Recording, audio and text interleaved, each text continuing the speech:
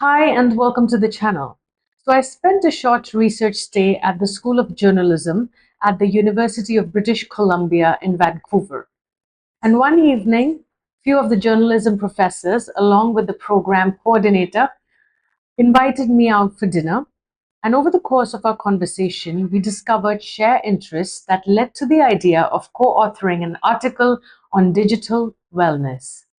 This feature is inspired by that article which I co-wrote for the Conversation Canada, an independent platform of news and views where journalists and academics share research-based insights with a wider audience. The article centers on maintaining as well as augmenting wellness in the digital and social media landscape. As we transition into an app-driven culture, using digital platforms is getting embedded in our day-to-day lives, whether it's ordering food through an app, booking a cab, paying taxes, online banking, shopping, or even dating. There is a clear shift toward an app-centric way of life. Oftentimes, citizens feel coerced into using apps or online platforms, often due to the absence of non-digital options. Digital use, misuse, and overuse come at a price. Excessive digital use can take a toll, not just physically, with issues like eye strain and disrupted sleep, but mentally as well. Constant scrolling can fuel digital independence, heighten anxiety through online comparison, and even expose users to trolling, all of which can impact mental health. There are also deeper concerns.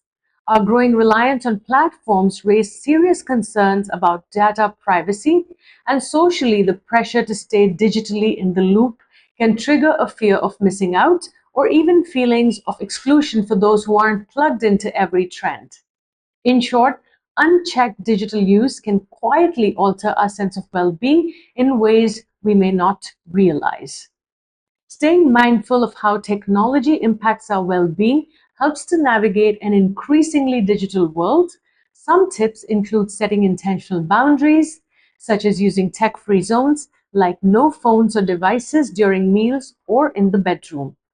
Curating the digital environment by unfollowing accounts that drain energy and prioritizing content that uplifts or informs. Protecting one's data by reviewing privacy settings regularly and being mindful of what information is shared online can be helpful.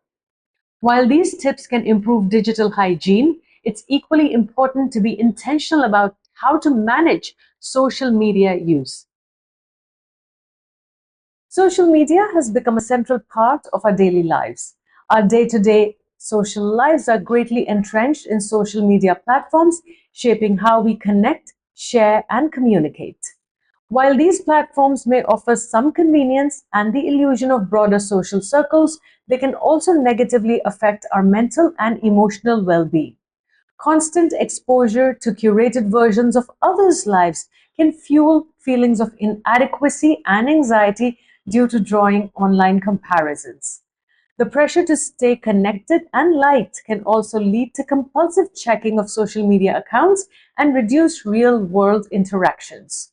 The urge to follow or stalk others on social media constantly, checking their profiles, updates, and interactions can become mentally draining.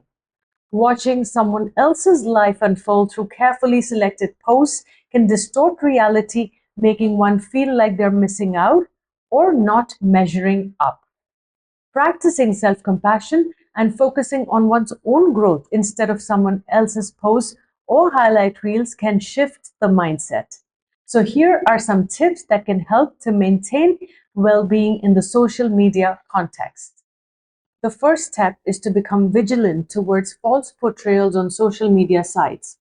The presence of highlight reels, carefully curated moments meant to showcase the best parts of someone's life, do not depict their complete reality. Disengaging from online comparisons by not getting caught up in the cherry-picked imagery that dominates most platforms can be worthwhile. Avoiding doom scrolling and instead practicing mindful scrolling helps curb overexposure to social media content.